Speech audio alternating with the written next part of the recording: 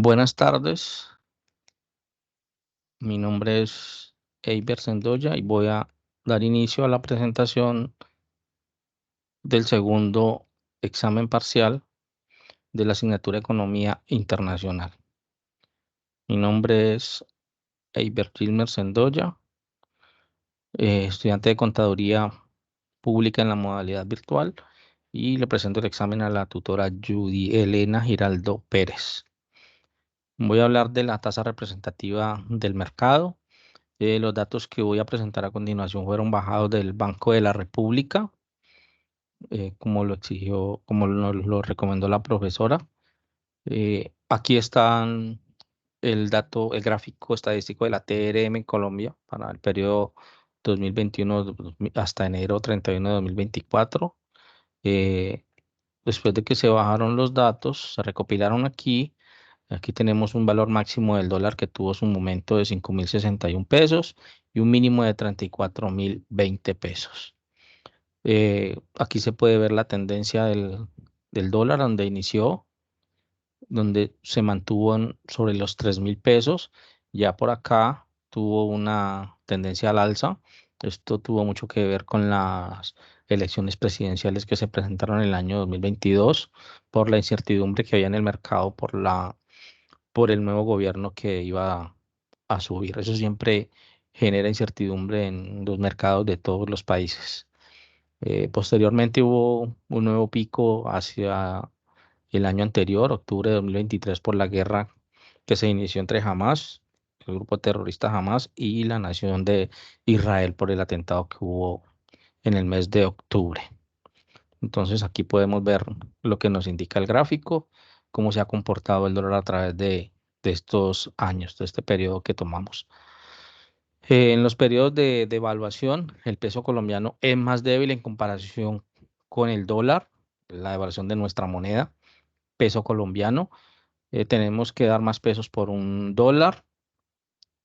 En mayo de 2022 hubo un precio relativamente alto, con como lo vimos en la gráfica, que fue cuando empezó a subir, y lo que les decía sobre la guerra en el mes de octubre. Eh, en los periodos de revaluación, el peso colombiano es más fuerte en comparación con el dólar, damos menos pesos por un dólar. En enero de 2020 se vio pues el valor más bajo de todo del periodo que se consultó. Y en septiembre de 2023, después de mucho que había ido a la alza el dólar, empezó nuevamente a bajar a estar por debajo de los 4.000 pesos, porque se empezó a generar confianza nuevamente en el mercado. Ya había pasado un año del gobierno que se ha posesionado y el mercado empieza nuevamente a dar confianza a los inversionistas. Efectos positivos de un dólar a la baja. Hay créditos más baratos, créditos internacionales que son en dólares. Las empresas pueden importar maquinaria e insumos eh, a menor costo al cambio y ahí pueden haber mayores inversiones extranjeras y nacionales.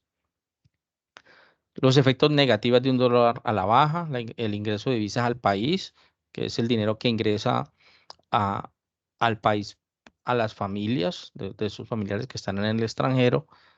Entonces, al cambio obtienen menos dinero, eso es algo negativo y el ingreso de divisas también hace parte de la economía del país, se cuenta dentro del PIB. Las exportaciones se hacen en dólares, eso es la moneda oficial, y los exportadores también, en este caso, se ven perjudicados porque al cambio es menos dinero. El precio y el café cotizan en la bolsa de mercados, en la bolsa de Nueva York. Y cuando hay una caída del precio del petróleo y del café, esto afecta a la nación, a Ecopetrol, y a los cafeteros, a los productores y a los exportadores de estos productos. La crisis monetaria en Ecuador, que se presentó entre el año 98 y 99. eh, el sistema de tipo de cambio era mixto, ya que se permitía que el dólar se moviera, el precio, la cotización, la moneda se moviera libremente por el país, pero en el momento en que había un techo o un piso, entonces entraba el, el gobierno a intervenir la divisa para que nuevamente se estabilizara su precio. Dice que durante esta crisis hubo una crisis inflacionaria. La inflación del 98 estuvo en el 43,4%, la del 99 en el 60,7%, muy altas para una economía de un país. Hubo una crisis financiera, se quebraron muchos bancos, bancos del Estado, bancos privados. Se quebraron porque no pudieron con esta crisis. Hubo una crisis fiscal.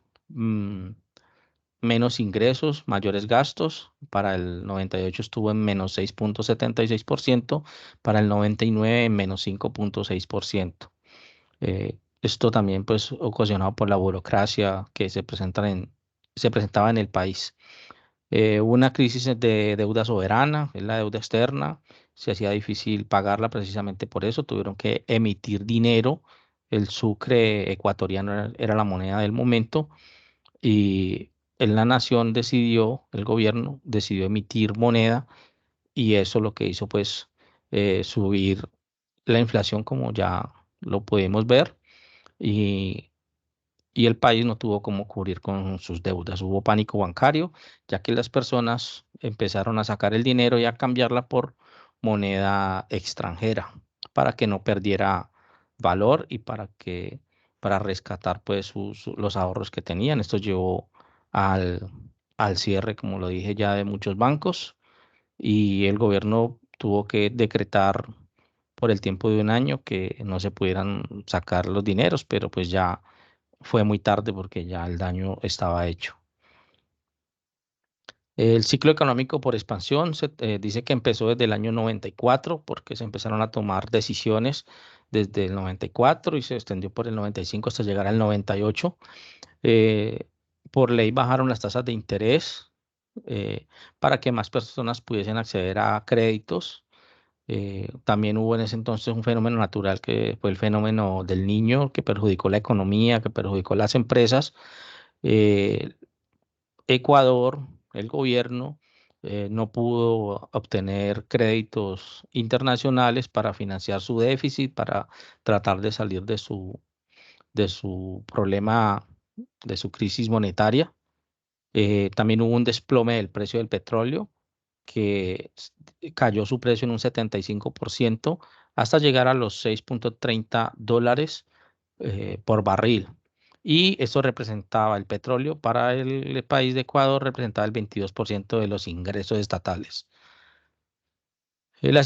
Para la economía internacional es muy riesgoso hacer inversiones, eso perjudica la economía internacional. Los países que quieren invertir en un país que está en crisis monetaria, pues se abstienen de hacerlo. Las transacciones se dificultan con bancos y empresas también, que si se hacen en moneda internacional a través de la banca, lógicamente, eso perjudicó esa crisis, ese tipo, las transacciones que se hacían. Hubo quiebra de empresas nacionales y extranjeras, no solo las nacionales se quebraron, sino inversores extranjeros que habían en ese país.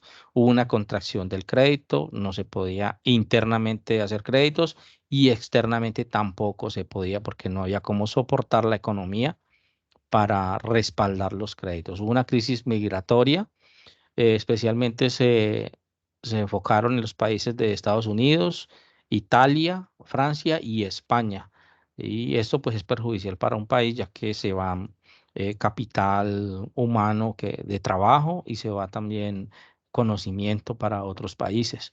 Una crisis política ya que hay embajadas, consulados que se atienden y en el año 2000 se presentó a raíz de la crisis monetaria, se hizo un golpe de Estado, el ejército, tumbaron al presidente que había en el momento y por 24 horas hubo un general, fue presidente de la República Ecuatoriana y entregó a Toledo, presidente de Toledo, el gobierno.